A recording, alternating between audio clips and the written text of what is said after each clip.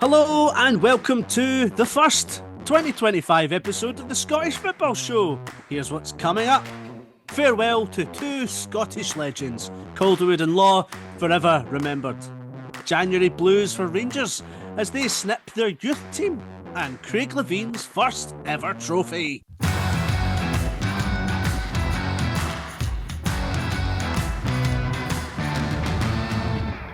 Welcome to the first Scottish Football Show of 2025. Happy New Year! Let's get that out of the way. We don't have to say it anymore. I think we're pushing it as we're recording this pretty much on the 20th of January. Disgusting. We've had a wee break, still not feeling fresh, rested or rejuvenated, but hey-ho, as they say somewhere, it's 5 o'clock, so crack open a can and keep on trucking or something like that. So what's been happening in our beautiful game since the new year? Too much to handle, so we'll skip all the rubbish, all the guff, and rattle through to the best bits over the next half hour or whatever. So to help me make sense of it all, joining me on this podcast once more into the breach, the Hellraiser, the Hair Raiser from Paisley Gilmour Street, the punter from down under, the creative force of Melbourne City FC. It's Findlay Marks, and we've got Laura Brannan as well. How are we doing? Good, thanks, man. Happy New Year to you too.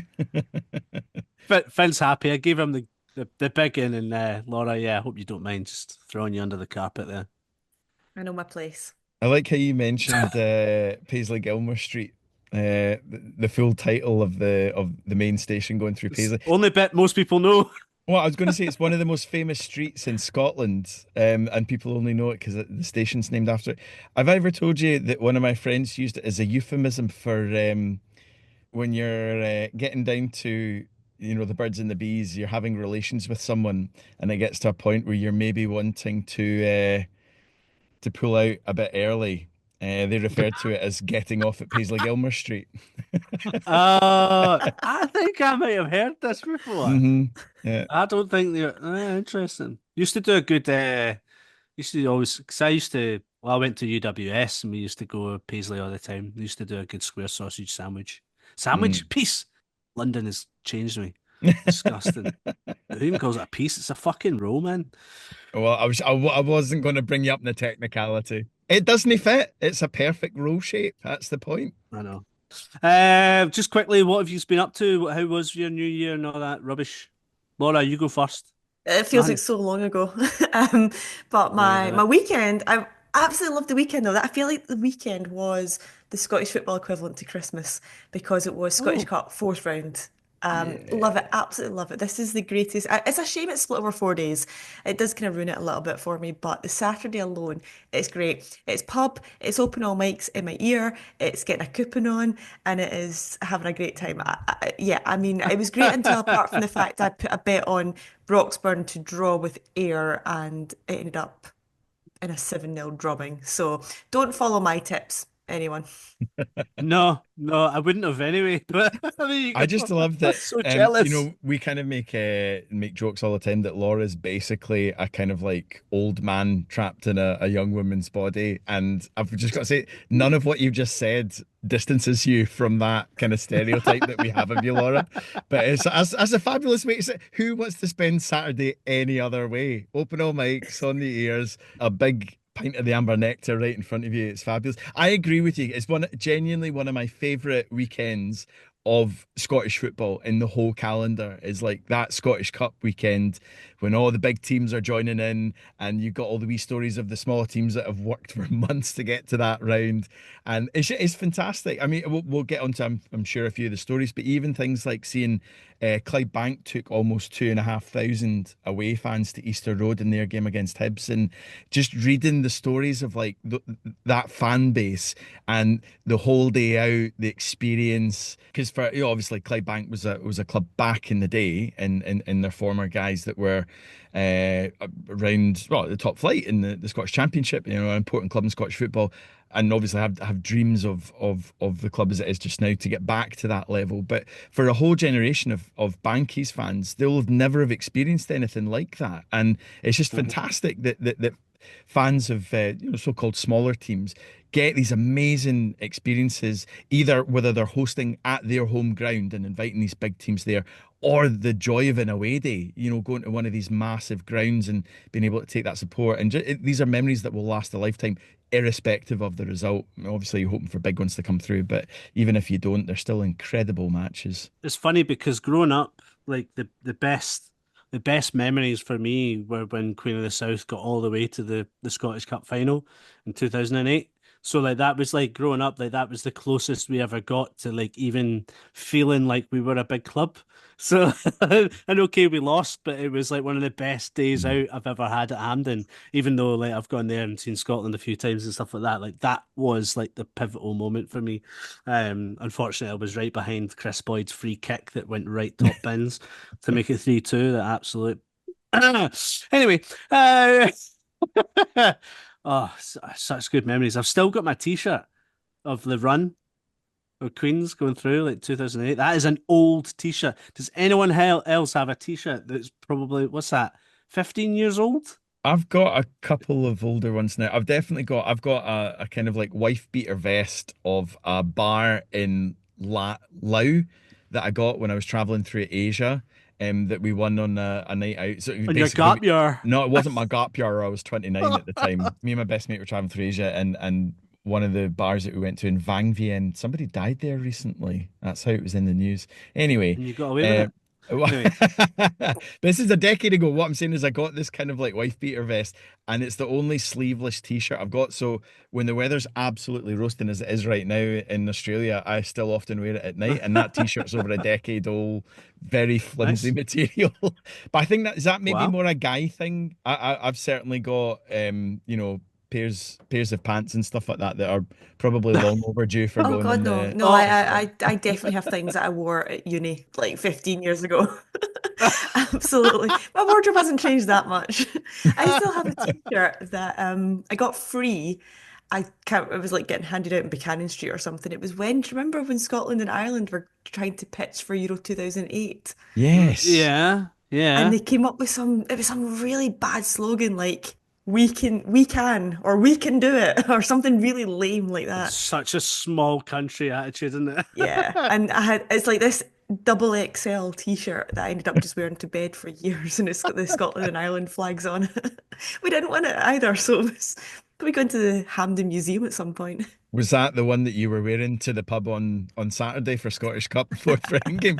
Get the old double XL Scotland Ireland jersey out the wardrobe. Do you know, I was raging though because going to a pub in London and it was, so you go, right, there's no games on at 3 o'clock, that's fine. I know I'm going to sit and listen to the radio for that. But then the half 5 game was Celtic Killie and they were playing at the same time as Arsenal. So I got up to the bar for the next round and I'm like, "Are you showing the Arsenal game?" And he's like, "Yeah, yeah, yeah." And I'm going, "Are you showing the Celtic game?" And he's like, "No." I'm like, "What? Oh, Hold on a minute, what?" yeah. So I'm like, hold on. Oh yeah, I got to remember where I am here. But that's so crap. Like, I'm spending money in your pub and you're not putting on the football that I want to watch. Come on. You're screwed. So Honestly, though, if you're in London, they won't show the Scottish football yeah. unless, and they'll always be like, oh, what channel's it on? But the thing was, it was on Premiere. It was on Premiere, and they were showing the rugby on Premiere during the 3 o'clock games. So I thought, well, they've got the Ah, channel No, on that TV. Just switch it over. that is unacceptable if you're in a bar and there is multiple football matches that they have the Yeah. ability to show and they're actively choosing to not show the football and show the rugby instead. That is unacceptable. You need to find a new pub, Laura.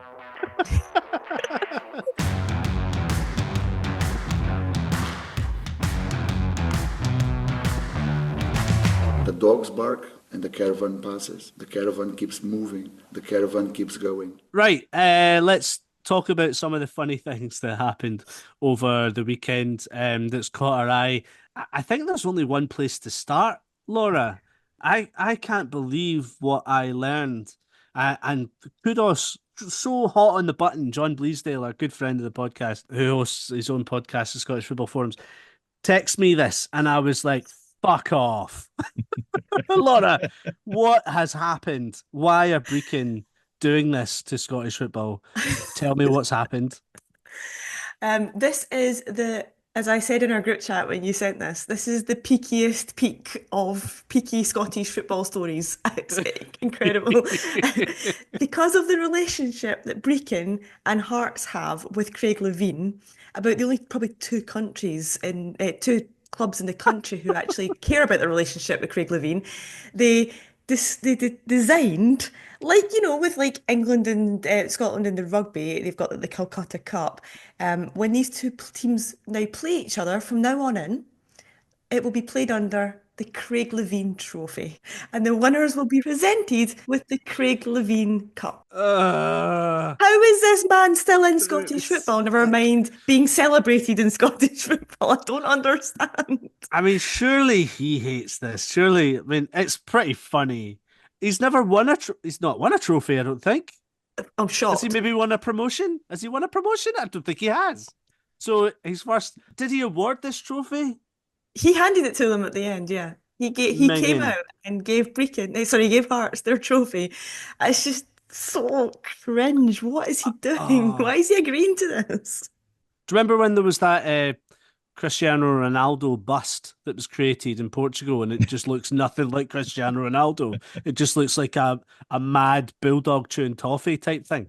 The cup should look like Craig Levein. I don't think it should be a cup. I think it should just be a big melded nipple ring that's handed between the two clubs. But what I love at the end of the game, Laura, now the Hearts fans can sing a song that they've always wanted to sing, which is Craig Levein Trophy. You'll never sing that. I wish they wouldn't either. I don't think we'll ever hear about it again, to be honest. I think that's it. I mean, they're It's never going done to play now. each other again, are they? No, they're not. There's in terms of absolutely dreadful trophies, there's a brilliant one in the A-League, which is between, I'm going to get this wrong, I think it's between MacArthur FC and Central Coast Mariners, two teams from New South Wales. And what they've basically called that is the F3 Derby, which is the name of the motorway that links the two areas of New South Wales where that is. And the trophy, I'm not joking this, you can Google it, is a lump of the motorway. So it's a bit of Nice. bitumen tarmac. That is the trophy they fight Nice. for. And it's kind of like, honest, if you're a fan of Scottish football, you should check out the A-League because it is as much of a nonsense, silly things happening all the time league going on as the Scottish one. But yeah, that's one of the big matches here is the F3 Derby, and they're competing for a bit of motorway. I love this. I love like tin pots of all. In fairness, there was a really good one in the Premier League. Was it not? That Graham Potter won the Performance of the Week award for the Premier League. This is That's your old incredible. club, Laura, West Ham. I mean, not so much manager of the month anymore. Performance of the week is Well it's like, done, thanks guys. for turning Here up. you go. Enjoy your performance of the week. Thanks for trying hard. That's- Pathetic. Oh, brilliant. Hey ho, there you go. What else was funny, guys? I know we've got a run in order, and I was going to roll in, but I don't want to steal anyone's thunder. So rock and roll, guys. What else is going on? Well, just staying with the Scottish Cup, did you guys see what they did at Broxburn when they were hosting Ayr? Laurie, you referenced the game earlier. Basically, they didn't have enough stewards there, so in order to segregate the crowd, Amazing. what they did is they just took a whole bunch of upside down goals and used that as the thing to segregate the fans between Nice. the Broxburn fans and the Ayr fans. I mean, are these two sets of fans that have a history of going at each other? Is it really necessary? I wonder if it's just some sort of obligation they have to like local law enforcement or something like that they have to be seen to do it. But you wouldn't have thought so. Like it's not. I've got the answer. I know what we'll do, lads. We'll get some goals and we'll turn them upside down, and that'll keep them apart. That's so good. Well, if anyone's trying to run through a net before, they'll know it's absolutely impossible Well, to get through it quickly. To be fair, like if you see it, I'd be like, no way would me a couple of pints deep on an away day be wanting to try and jump over that nonsense between the two sets of supporters. So yeah, it clearly worked, and there was no fan trouble. So you have to say it worked. You know, at the end of the day, not the closest of margins. It was 8-0 in the end to Ayr, but I really enjoyed seeing that. Yeah, it's very funny. Very funny that something like that. Was it 8? I thought it was 7. Jeez, I mean, I thought it was going to be a it's draw, so I gave up. When I hit 7, I was like, my coupon's bust here. I give up. So I never heard the 8-1 go in. Yeah, I did difficult. hear sticking with ridiculous things from the cup weekend. I did see that Fraserburgh commissioned a special whiskey to Yeah. mark their cup tie with Rangers. Yeah, it's true. Do you know what? So my missus, she works in whiskey, And she told me about this, and I was just like, "Is it any good?" She was like, "Nah, shite." Just a big tourist day out, isn't it? Yeah, I was like, "Is it good whiskey?" Nah, it's not good. It's some 16-year-old guff, but that's nice. It's obviously, I mean, it has to be the biggest game in Fraserburgh's history. That's pretty amazing. And going to Ibrox, right? They'll get like half the gate money and stuff like that. Like Yeah. that's going to totally transform them. It's amazing. That's the stuff I love from these cup games is when you get the big stuff and how much it transforms the local clubs. It's their biggest game since the last time they played Rangers, which was about 7 or 8 years ago. Was it 16 Did- years did ago they, when they got another whiskey out? Did they take their kids on the pitch at full time as well to celebrate losing 5-0 after that game? I can't confirm or deny, but that game was at Belsey at Fraserborough's home stadium when they played last time. So this is the only time they've ever played at Ibrox. But it is, I think it's fine. You know, like this is it. As you're saying, it's not just the actual occasion. The actual payday will secure the future of Fraserborough for a couple of years to come. So, if they want to mark it by commissioning as you suggest, Andrew, a fairly mediocre whiskey, not your silly lads. There's not a Rangers player on the top of my head that I think would probably drink whiskey. Maybe Suter, maybe Proper. But the rest of them, I reckon they're all like bunch of rosé lads, a bit of Lambrini. I can imagine Liam Kelly having a wee whiskey. Liam Kelly, aye, but he's on the fringes, really. I know he's playing recently and stuff like that, but So first choice goalkeeper right now. he's the only goalkeeper. Sorry, Liam. Sorry. But yeah. Well, maybe it'll put some hairs in their chest. That's good. Livingston fans were happy this weekend, weren't they? Because they got to see super duper radio DJ producer Greg James wear a Livingston top for 8 seconds, or at least Livingston put up a little 8-second video. Oh, Livy took it too far. Hold on, right. So for context here, right? Hold on.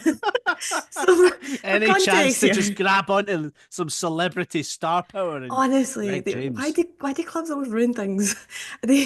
So Callum Leslie, who does the news on Radio 1, is a Livy fan, and he got Greg James to wear a Livy top when he was presenting the breakfast show the other day. I don't know the background to this. I don't know the reason why. I said I haven't been listening, so I've not been keeping up with it. But anyway, it was Callum who posted the initial tweet, and it was doing the rounds. It's like, this is random. This is quite nice. All right, okay, cool. Always did like Greg James. This is cool from him. But then Livy go and like put out a tweet going, "Oh, we've signed Greg James on a loan deal," and it's like, really, that's quite pathetic. Just behave yourselves. It's just a bit of fun. Leave them alone, Laura. Just because you hate Livingston. Livingston. Yeah, you do. You hate everyone apart from Scotland national team. You hate them all.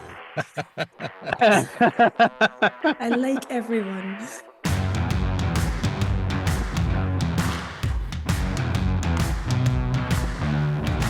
Don't know how many times you've been to this ground, Craig, but you never fail to enjoy winning here, do you?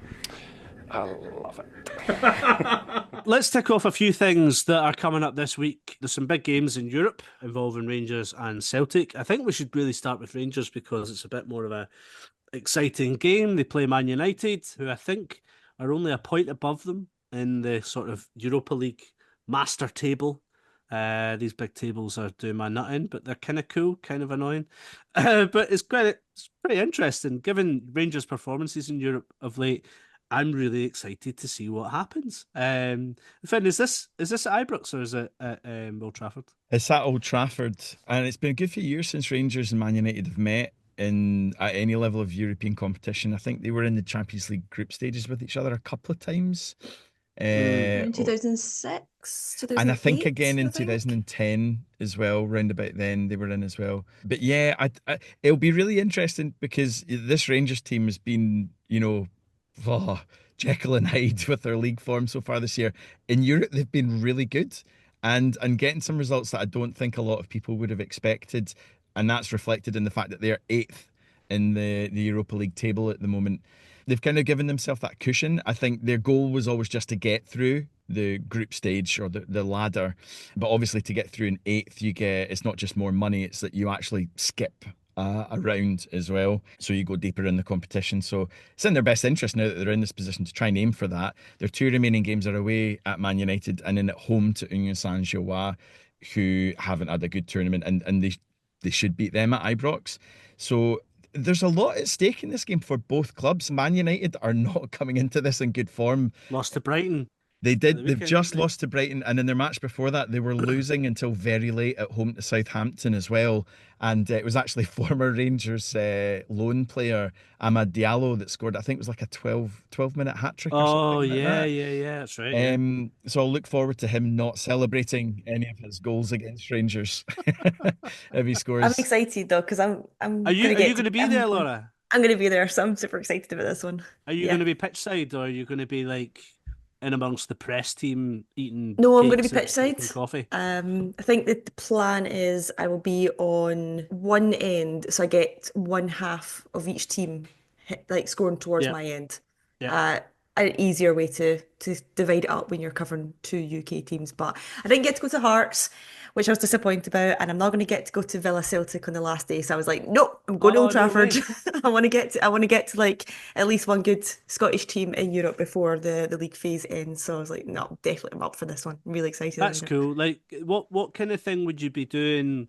Do you do lots of stuff like hours before kickoff, filming wise, for TNT, or is it just the match? Is it just the match that matters? It depends. What we do a lot of times before TNT, like we're on air and stuff, we'll get a lot of time with our pundits. So Okay, yeah, sure. everyone who's kind of going to be on air gets time with the digital team before the TV show starts.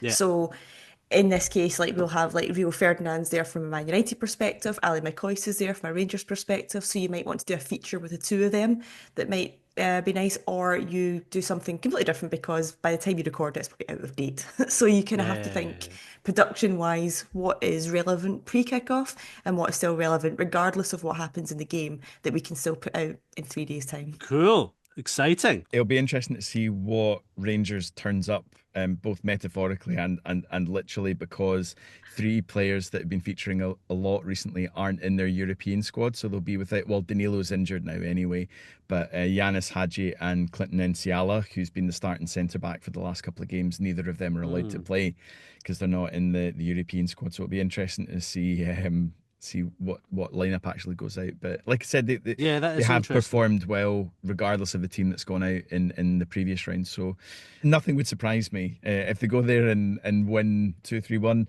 and then drop points at the weekend. Wouldn't surprise me. It's different for Celtic, right? Because Celtic go and play young boys at Celtic Park.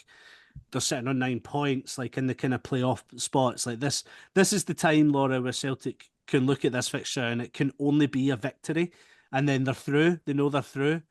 Anything less, given that young boys are bottom of the table as well, would be a massive, massive upset.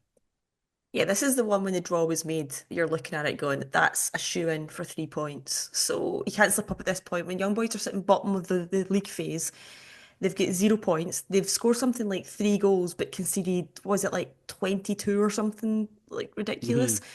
They are the whipping boys of the Champions League this year. So for Celtic to then take them on at home, there's no excuse here at all. They're sitting around, I think it's 21st, and it's down to 24 that they can slip to still go through into the playoffs for February. I don't know if mathematically a win would secure them at least the playoffs. Yeah. I think the target was always, if you were to get 10 points, Celtic are on 9. So if you were to Fine. get 10 points, you're kind of pretty much almost guaranteed the playoffs. But I think Yeah, a but then they're victory would going be they're enough. going into the last game against Villa, which is absolutely not written in it. Like that, you don't know what's going to happen there. Villa are also fighting to go through. I think they're doing a lot better, but they're not guaranteed automatic qualification, so to speak, into the last round, the next round. So they're both fighting their own battles here for different things.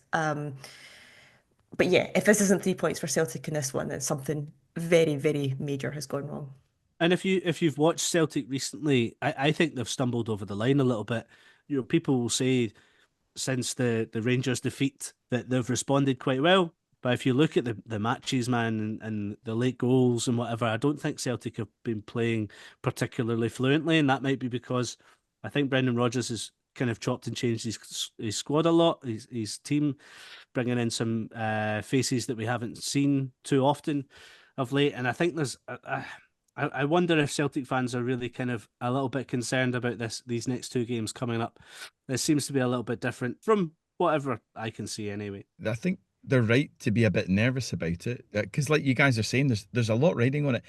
I don't necessarily see them getting anything away at Villa in the final game, so you kind of have to be looking at this game to be the one to do it. And the warning signs have been there. I'm not talking about Celtic here, but just like watching what happened to Hearts when they played the club that was bottom of the ladder in the conference at home in their final game. It was the one game they'd circled, being like, well, that's 3 points. And that was after they'd had a pretty good start as well, winning their first two games, and they were poor. Like, at this level, you still have to be switched on. And I know, but the thing is as well, for young boys, there's no pressure now. This is a gimme for them. Yeah. No one's expecting them to win. They're already out. They're not going to get through. So there's no pressure there. So you do have to be professional. And like you're saying, Andrew, like Celtic's, form over the last months of 2024 was electric at times. And really since the Old Firm game at the start of January, yeah, it's not been great. They're still getting results. They're still getting wins. They beat Killie at the weekend, but it's not been plain sailing, and they'll really have to be at the races, I think, because if they haven't to go to Villa Park to get something to get through, that's not a ground I'd be wanting to bank on points. And the reason I mention that is purely because I think Celtic were so good in Europe, barring the Dortmund game, because they had, they always had to think about Rangers, and they also had the challenge of Aberdeen. So domestically, Celtic had to be at top level for regular week in, week out, and then they were going into European matches, and I think they were always ready.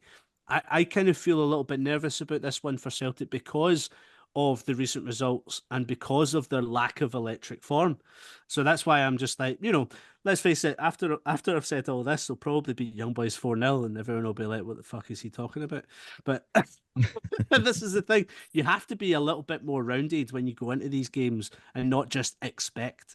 Because if it's ever going to happen to a team, it'll happen to a Scottish team. Bite us in the bum.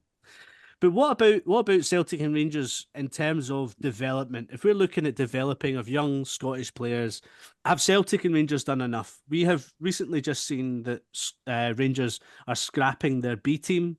So their technical director, Niels Coppin, is looking for new ways to blood in their rising talent. So who knows what Celtic are going to do? But what about Celtic and Rangers, who have all the money and have all the time and all the ways to make our young players better? I don't think we've seen too much, right? Am I wrong? No, you're not wrong. Not at all.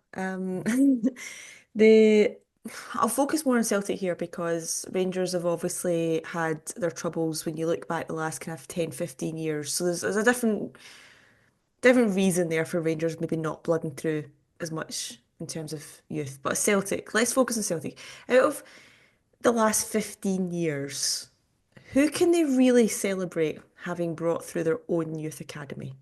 James Forrest. Kieran Tierney. Cal McGregor. Is that it? Let's look at the players then that they have brought in and made a success of that were blooded through elsewhere. Greg Taylor, Scott Brown, Stuart Armstrong, Ryan Christie, Gary Mackay-Steven, David Turnbull, even Tony Watt. Should have been John McGinn as well. These are all players that came through the youth system at a smaller club, and Celtic cashed in on them, made them better, and then moved them on for the Euro Scottish football in some cases, and they benefited the national team as well. That works. That is a model that Celtic does, and we know it works.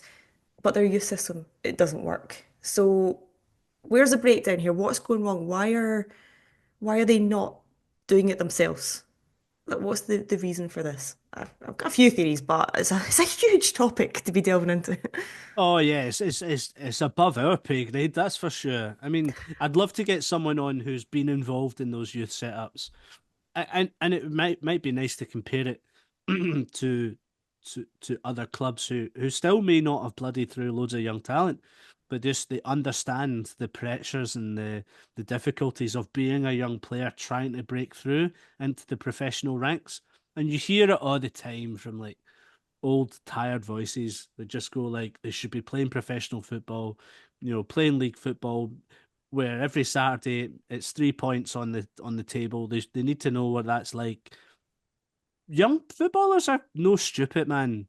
They know what I think, if anything, they just need a solid run in the team. And whether or not they pass or fail, just give them the opportunity. And you hear, I think it was Craig Levein, to bring him back into the equation, talking about how being in favour of a bigger league table in the top flight, because then you would have matches that don't matter. Matches that don't matter, that means that you can play players that just are like Diddy games. But like that's the mantra. It's like it's no right. Okay, like it's still. Oh my God, why is bonkers, this right? guy still in Scottish football? I think he's a worthwhile voice to have. I think he's been involved in the game, but at the same To wind point, people like, up, sure.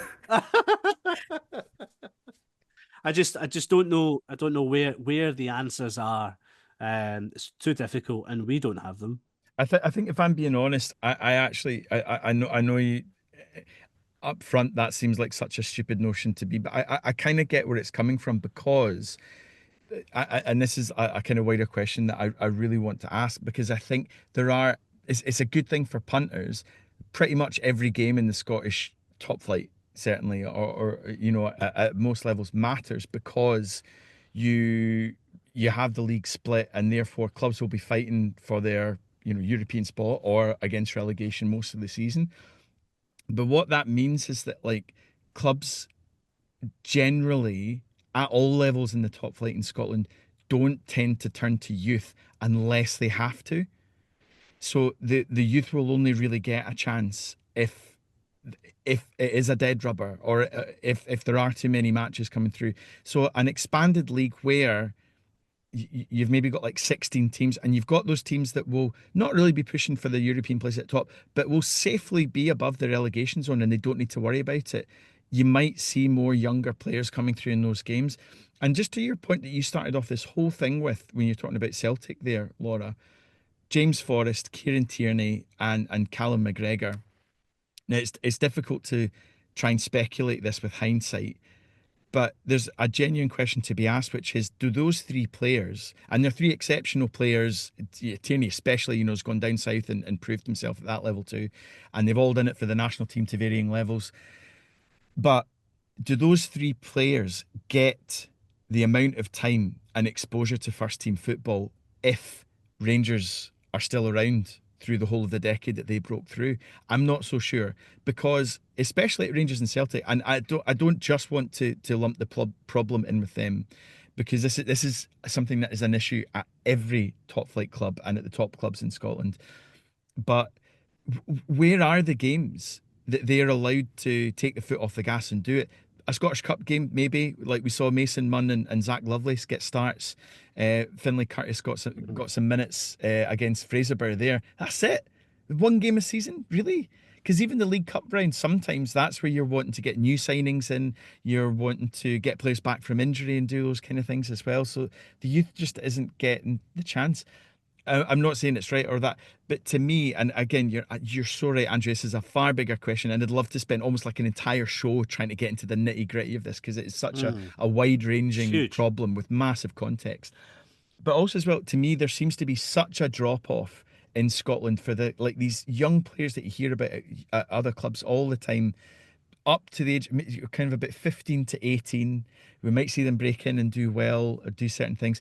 But that age range from about 18 to 21, there's almost no club in Scotland that has a succession of players at that age coming through and playing well. Every now and again, you get a diamond in the rough. Like Lewis Ferguson's one of the first one that jumps off my head. Came in almost as a fully formed professional at 16, 17 at Hamilton. Was kind of had a couple of hundred games under his belt by the time he was 18. Club captain at Aberdeen at 22, and we've seen where his career's gone. That's not the story for the vast majority of players. one that comes to the top of my mind straight away is a player that was lauded in the Rangers youth system for years, Kai Kennedy, who won Player of the Tournament. I think it was the Alcast Cup, which was an invite only competition the Rangers went to a number of years ago. I think it was in Dubai or Abu Dhabi. And they won the tournament, and they were playing against some of the best youth teams of that level. Kai Kennedy was Player of the Tournament, and now he's at Queen of the South, your team, because he couldn't get that break. He just couldn't make that jump from star of the Rangers youth team. Went out on a number of loans. He went to, I think, Cali Thistle, Wraith, Dunfermline, Hamilton, Falkirk.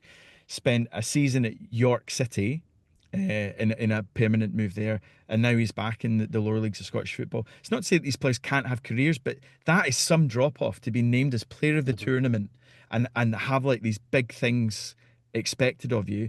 And now you're a winger for Queen of the South, with the greatest of respect. So there's a massive disconnect to me between that level of youth football and where you're supposed to be as a full-time professional in your early 20s. Just going back on Callum McGregor, like, I think when you look at Celtic, the players that do look at possibly getting opportunities, and there'll be a few that I miss here, but Callum McGregor in particular was like 21 when he got his debut. But he's not young, like, in the grand scheme of things, like, young, he was like 21. He wasn't like 17 or 18, like really exciting up and coming player. It was, he's worked hard to be considered, one of the best ever Celtic midfielders. But the other one is like sometimes, you know what, you have to be aware that you might miss out on some top quality talent if you don't play them. Ben Doak at Celtic as well. He left Celtic because he knew he wasn't going to play. Not just that, but he also was courted to go to Liverpool. And he realised, I'm going to go and play. I'm going to play with us. No, that's a different thing. That's not him not getting opportunities at Celtic. Celtic were desperate to try and do it. That's coming down. He's only 16, I know, but that's a purely financial thing, and it's exactly the same story with Billy Gilmour at Rangers and a number of other young players that have, as soon as they hit 16, they will move to Bayern Munich or Liverpool or Chelsea or something. Scottish teams, even Rangers or Celtic, even Celtic, the richest club in Scottish football history at this point, cannot afford to pay 20, 30 grand a week to a 16-year-old that's not guaranteed to play. You cannot be putting that kind of money behind a young player like that. English clubs can. They can take a punt on kids that probably won't even make it, the vast majority, because they can afford to. We can't. Our clubs cannot do that. And that is an argument for why do they have these youth systems if they're not good enough to go into the first team and you're just paying them for the sake of making up the quota of squad players, then don't do it. Don't waste your money on it. Well, that's a moral issue, isn't it? That's a morality issue then, really, at the end of the day, because there will be clubs out there.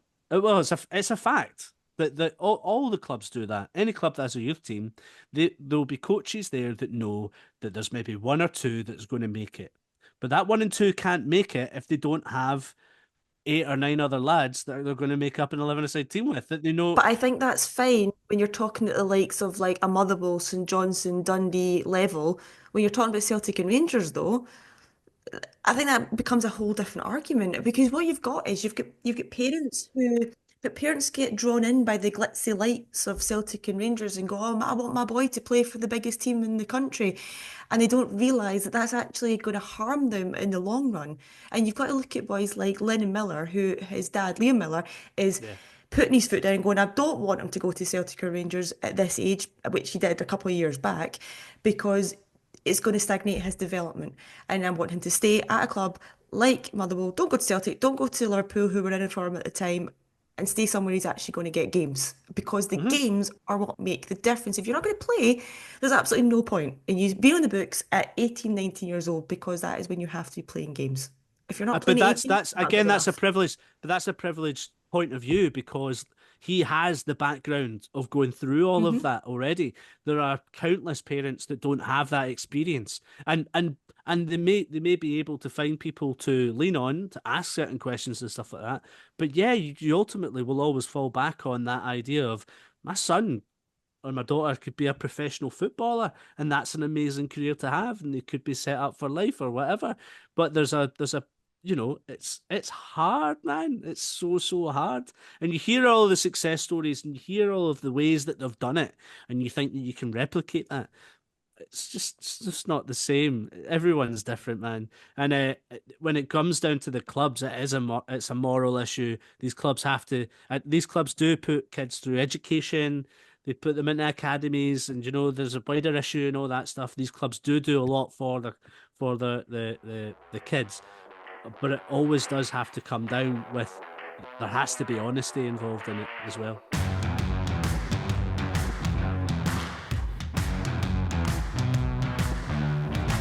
Football, bloody hell.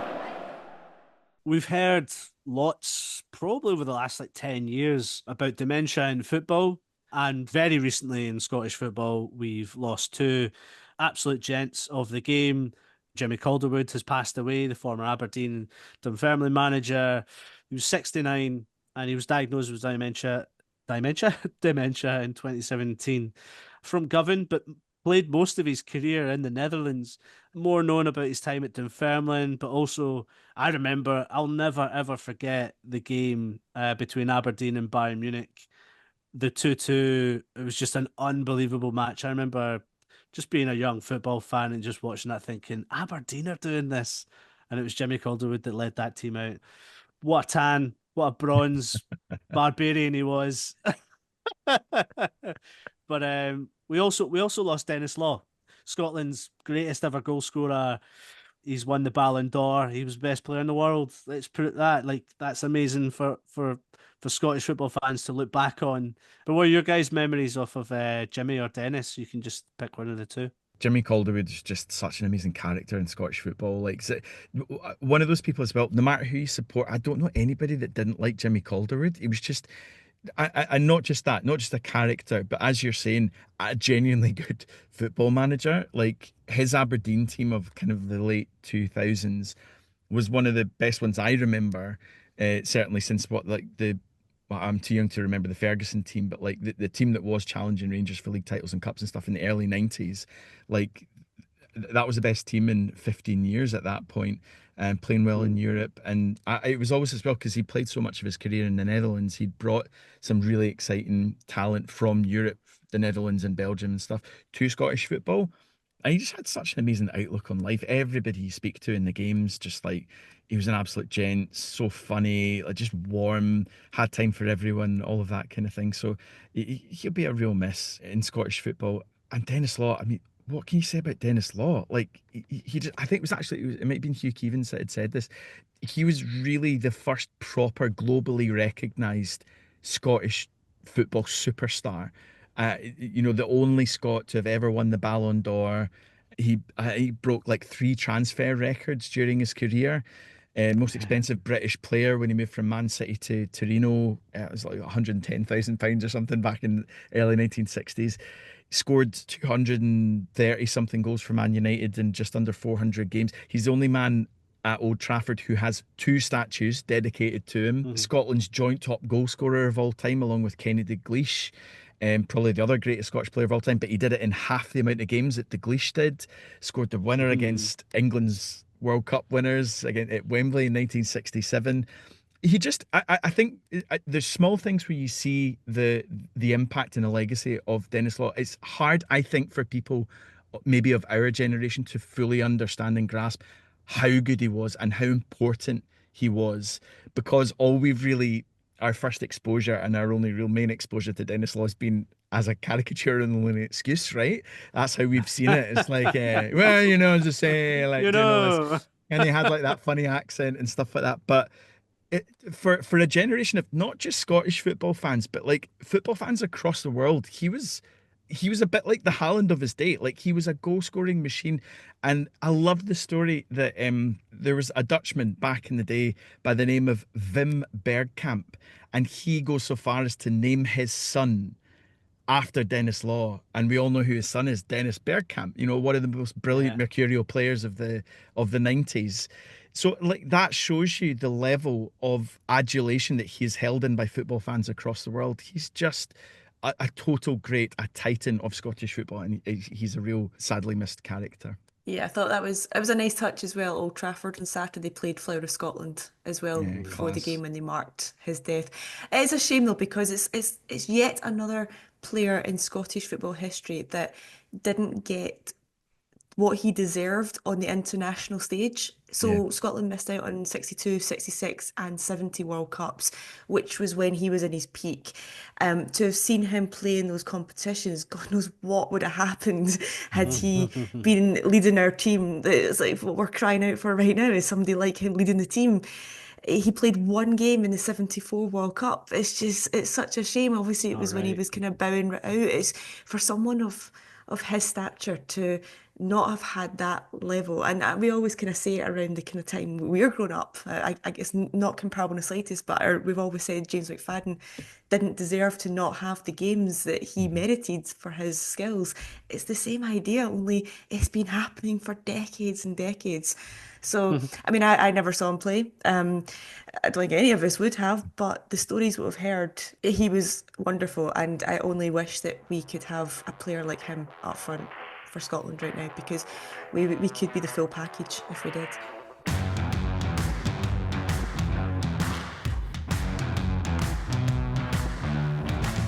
Unbelievable! Motherwell win it right at the death! St Johnstone fans not happy in front of me. Hey fella, see that microphone?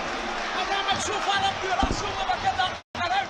So less than 4 years ago, St Johnstone were a club dripping in silver. They'd sealed a historic cup double, and they were finishing in amongst the European places. But recent seasons have seen the Saints struggle. They've finished 11th, 9th, and then 10th in the last few campaigns, and the club are currently adrift at the foot of the Scottish Premiership table. We want to know why this is so bad. So joining us on the show is Greg Browning to discuss what's been going on. So Greg, you spoke with us. You were on the show back in 2023 when it was no so good back then. That was under Stephen McLean. What's happened this season? We only get you on when the chips are down, man. It appears that way. Well, yeah, I think since we last spoke, it's probably got worse, to be fair. I think now a fourth consecutive season, really struggling. But we're now into mid-January and we're adrift. Not by 1 or 2 points, but adrift by, in my head, 10. I know we're 9 points behind Hearts, but 9, yeah. I still think Ross County are the only side, possibly Killie, but Ross County are a side that we could potentially catch. It's a big ask. There's 45 points left to play for. But yeah, it hasn't been a good 4 years since the cup double. It's a distant memory now.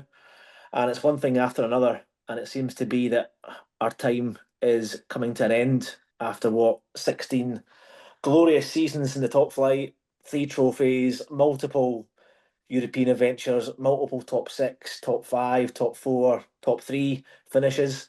But we're really struggling this season off the back of 3 really poor seasons, and there's lots of reasons behind that. It's not just happened overnight. It's a catalyst of reasons really, but it goes back to long before probably us winning the cup double. You say there's a number of reasons.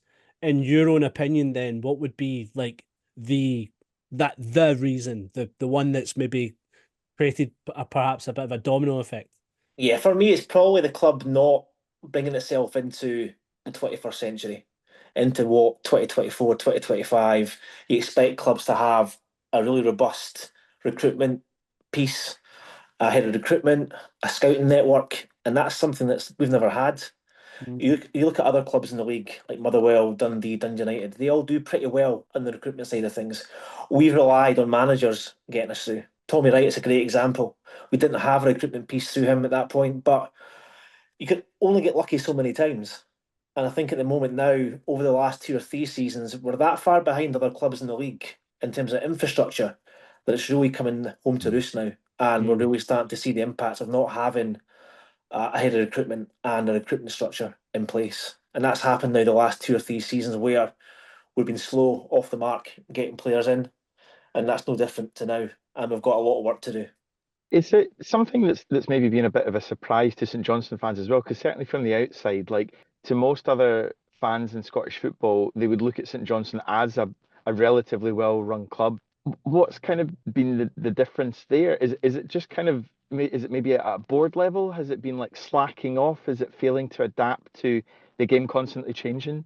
Yeah, I think it's all those things. There's probably a bit of negligence in there, incompetency, maybe a bit of arrogance as well.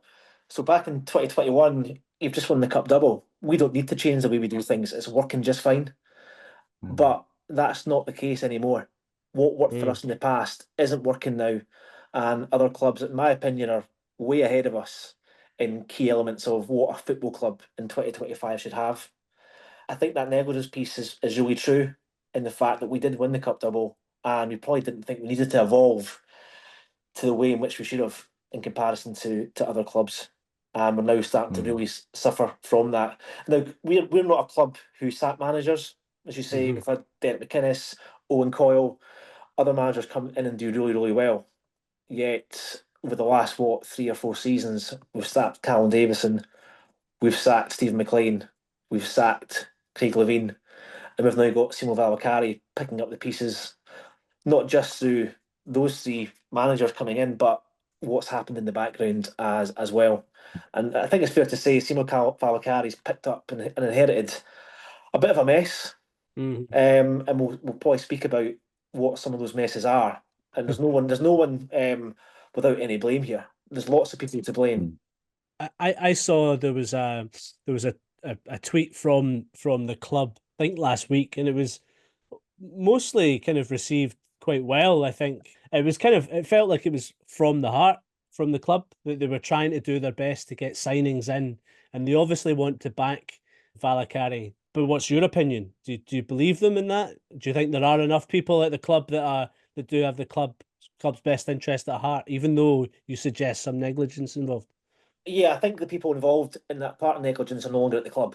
So that's the big thing. So Adam Webb's come in with his American investors. There's money there. There's money to be spent. We've got, in my opinion, a promising manager that I think could do a job for us. Still very early days yet. When you look at performances and stats, it's not a great look. We've not won in 9 matches. He came in, started off really well. We beat Ross County 3-0. We beat Dundee 2-1. The big difference between Simo Valakari and Craig Levein is Craig Levein is not a likeable character. You need to be a bit smart when it comes to getting people on board and winning hearts and minds. And I don't think Craig Levein done that. Craig Levein's Craig Levein. He's got an ego, almost to the point where he's doing us the favour by us employing him. Simo Valakari, total opposite of that. Very smart man. He's come in. He's literally embedded himself in the city. He's been about everywhere. He's got fans on board. And I think if you ask most fans at the moment, most, if not all, Saints fans are behind him to turn things around. But we're in a really difficult place now where I just think we're far too far behind. We had an awful December at a time when Ross County turned into prime Barcelona 2009.